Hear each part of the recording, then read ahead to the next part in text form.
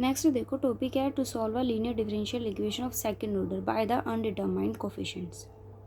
इसके अंदर आपके पास जो भी डिफरेंशियल इक्वेशन गिवन होगी वहाँ आपके पास क्यू एक्स मतलब केसेस डिपेंड करता है कि फंक्शन आपके पास क्या वैल्यू देता है। मतलब कोई भी डिफरेंशियल इक्वेशन अगर आपको गिवन होगी तो उस केस में हमें क्या सब्स्टिट्यूट करना है। अगर क्यू एक्स आपके पास फॉर्म करता है के into e raise to power x, तो उस केस में हम फंक्शन को कैसा लेकर चलेंगे, A one E raise to power A x.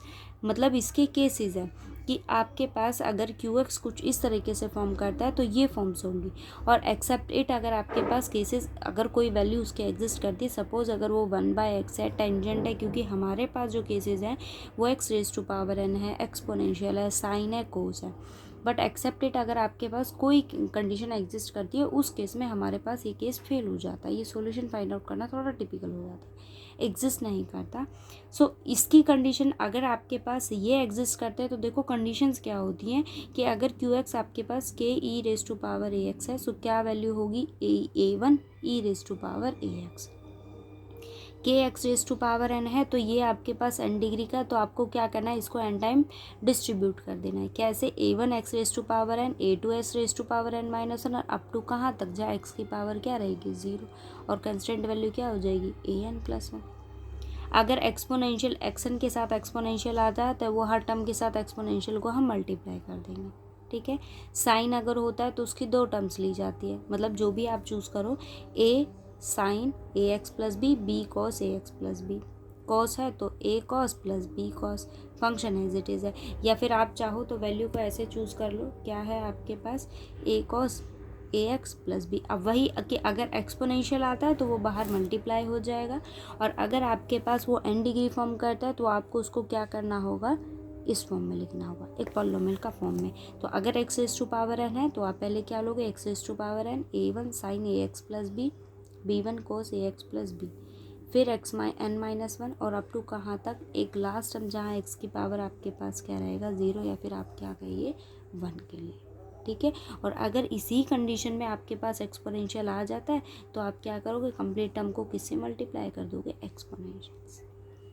ठीक है, क्वेश्चन देखो ज़रा, उसके बिहाफ पे आपको समझ जाएगा। कुछ नहीं, अगर आपके पास आप बस इतना चेक करोगे कि जो भी टर्म आपके पास यह एग्जिस्ट करती है, मतलब जो भी सॉल्यूशन आपके पास एग्जिस्ट करेगा वो किस केस में, साइन में है या एक्सपोनेंशियल में या x raise to power n form करता है, ये जो भी फॉर्म करता है उस केस में हम पर्टिकुलर इंटीग्रल ये लेकर चलेंगे। ठीक है, ये आपके पास पर्टिकुलर इंटीग्रल है। आप देखो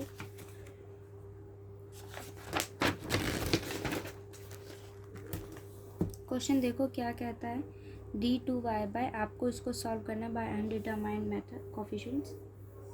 इस मेथड का यूज़ करके d two y by d x square plus 2 d y by d x minus 3 y equal to 2 E raise to power x minus 10 sine x. ठीक है, ये गिवन डिफरेंशियल इक्वेशन है। अब आप इसके सिंबॉलिक फॉर्म बनाते हो तो हम कैसे लिखते हैं, D square minus 2d minus 3, क्या कॉमन आया, वाई, किसके इक्वल हुआ, 2 ई raise to power x minus का 10 साइन एक्स।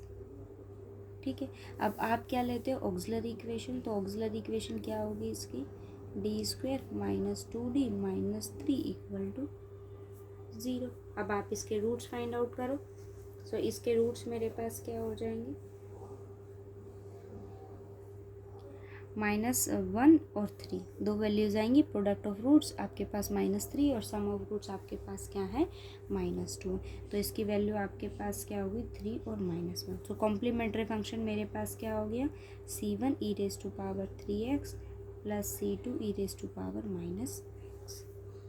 ओके, अब आप अगर यहाँ देखो तो आपके पास, मैं अगर इसको देखूँ तो ये आपके पास क्या है, ई रेज टू पावर x और साइन x है। बट अगर आप देखो तो इस इक्वेशन का कोई भी टर्म आपके पास सी एफ में कंटेन नहीं करता।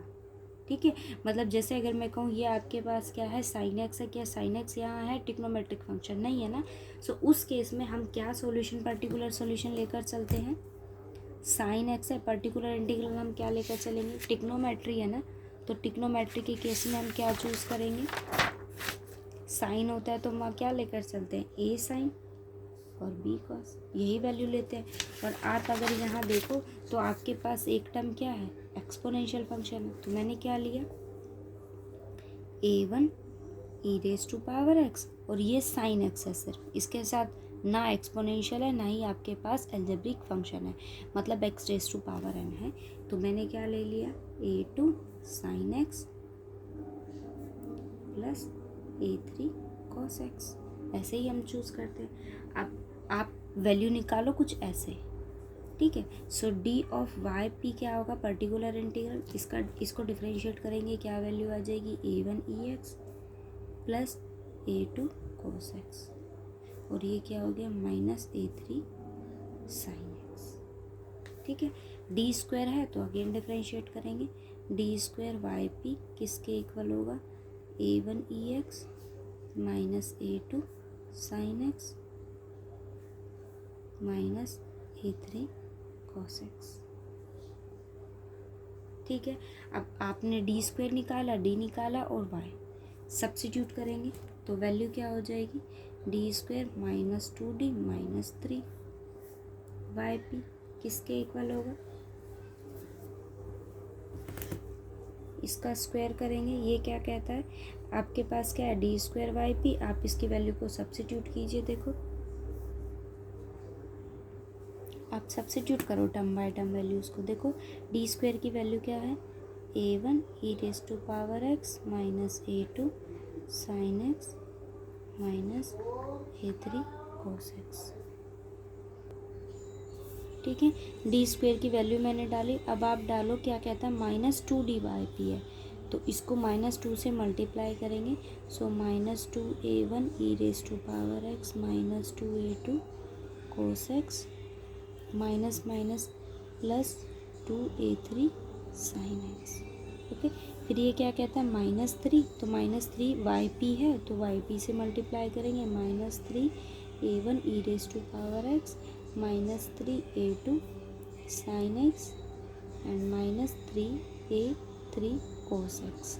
अब आप कोफिशिएंट्स बना लो, देखो ex का कोफिशिएंट आपके पास क्या है -2 -3 -5 और a1 कितना हो गया -4 a1 e raise to power x plus, अब आप ये देखो ये साइन ये साइन ये साइन कुछ ऐसे है ये, तो कोफिशिएंट बनाओ ज़रा, ये a2 minus a2 minus 3a2 is -4a2 plus 2a3, तो आपके पास वैल्यू क्या आ गई -4a2 plus 2a3 sine x, okay.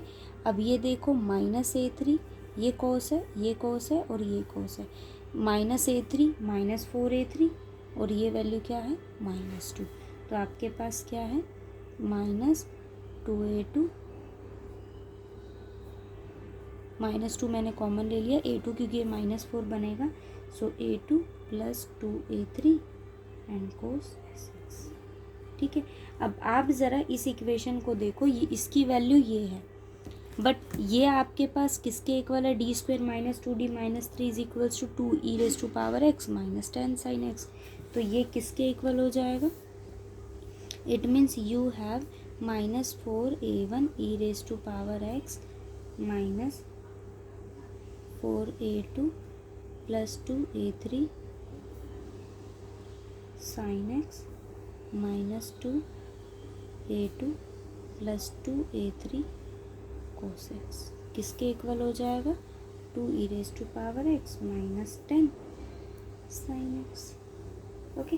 अब आप कोफिशिएंट कंपेयर कर लो, e raise to power x का कोफिशिएंट क्या है -4a1 और यहाँ क्या है 2, तो वैल्यू क्या आ गई -4a1 equal to 2, so you have a1 equal to -1/2। Sine x का कोफिशिएंट देखो, यहाँ क्या है -10 और यहाँ क्या है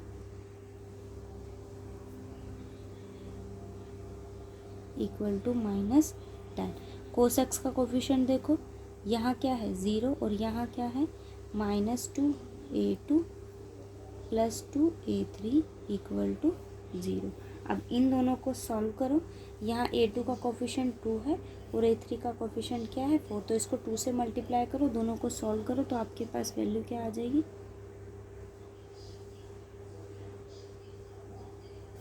आपके पास क्या वैल्यू आ गई, A2 जो है वो किसके इक्वल आ गया, 2, और A3 आपके पास किसके इक्वल आ गया, -1। अब A1, A2 और A3 तीनों की वैल्यूज़ को हम कहाँ सब्स्टिट्यूट कर देंगे, तो आपके पास क्या सॉल्यूशन आ गया, A1 की वैल्यू मेरे पास क्या है, -1/2, सो -1/2 e⁻x, A2 क्या है 2 और A3 -1, तो क्या हो गया +2 sin x -cos x। तो कंप्लीट सॉल्यूशन क्या हो गया, CF + PI। ओके, इसी बिहाफ पे क्वेश्चंस, बस आपको कुछ नहीं करना, जो आप CF फाइंड आउट करते हो ना, उसके अंदर जो भी आपके पास PI या PI मतलब जो भी आपके पास या equal to right hand side जो भी आपके पास है, आप उसको चेक करो वो किस फॉर्म में है। वो जिस भी फॉर्म में होगा आपको पर्टिकुलर इंटीग्रल उसी फॉर्म में लेना है और इस डिफरेंशियल इक्वेशन के अलोंग सब्स्टिट्यूट करने है उसकी सारी वैल्यूज़, फिर सॉल्यूशन फाइंड आउट कर लो। ठीक है, ट्राई करना और जो भी डाउट्स हो मुझे बताना, लेक्चर समझ आया वो भी बताना, कोई डाउट हो तो बताना, और 6 चैप्टर को ख़त्म करो ताकि हम आगे की 4th यूनिट आपकी शुरू कर सकें।